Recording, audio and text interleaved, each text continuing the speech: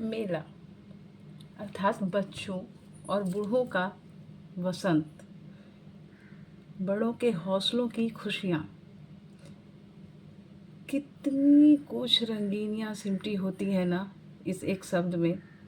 मुझे तो लेकिन मेला से मुंशी प्रेमचंद की कहानी ईदगाह याद आती है और उसका पात्र हामिद, वो छोटा सा नन्हा बच्चा पूरे मेले के दरमियान अपने दादी से मिले 3 पैसों से दादी के लिए चिमटा खरीदता है, जिसे वो लोहे का सिपाही कहता है।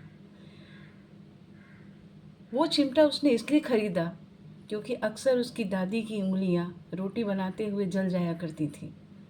ये थी उस बच्चे की मेले की पहली खुशी, जो उसने अपने दादी से मिले 3 पैसों से खरीदी थी। मैंने जब से इस कहानी को पढ़ी, उम्र के जिस दौर में भी पढ़ी, अक्सर मेला घूमते हुए मुझे वही हामिद याद आता है। पता नहीं मेरे जैसे कितने लोगों ने पढ़ी होंगी उस कहानी को, कितनों के जेहन में बैठी होगी वो कहानी, कितनों के दिलों में उतरा होगा वो हामिद।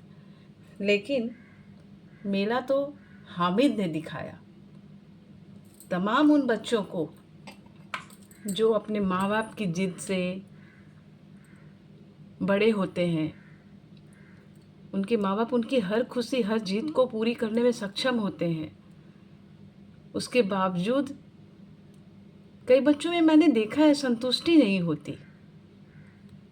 उन्हें उस खुशी का महत्व पता नहीं होता दरअसल, इसलिए खुशी नहीं होती। लेकिन बच्चे तो बच्चे हैं, उनके मनों का क्या सोचना। खैर, आज मैं आपको लिए चलती हूँ पटना के डाकबंगला चौराहे पे लगने वाले बेमिसाल मेले में।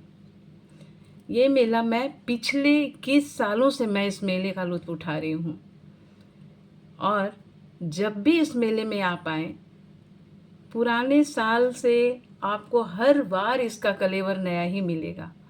इसकी रंगीनियाँ नई ही मिलेंगी, इसकी सजावट अनोखे और अलग ही अंदाज में आपको दिखेंगे। मैं पिछले 21 सालों से इस मेले में आती रही हूँ।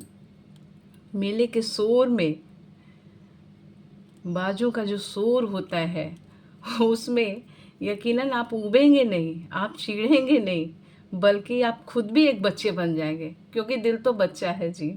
ये हम भी जानते हैं और हम भी मानते हैं, क्योंकि अक्सर हम बच्चों की मुस्कान में अपने ठहाकों को ऐसे सम्मिलित करते हैं कि उस समय में तीसरा कोई बंदा देखे तो उसे अंदाज़ा नहीं लगता कि बच्चा कौन है और बड़ा कौन है। मेरे साथ तो खैर अक्सर होता है। खैर,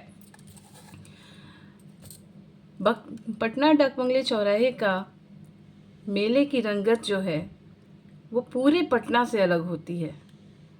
ये दो दिन नहीं, मेरे ख्याल से 3 दिवसीय होता है और ये रात से लेकर सुबह भोर तक, सुबह 4 बजे की भोर तक ये मेला अनवरत चलता रहता है और भीड़ का जो आलम वो अद्भुत होता है और माँ की जो प्रतिमा, उसके तो क्या कहने। तो आप सब आइए, एक बार पटना के डाकबंगला चौराहे के मेले को ज़रूर देखें, समझें और इसे अपनी नज़रों से समझें। मैं पटना से रश्मि सिंह, नमस्कार।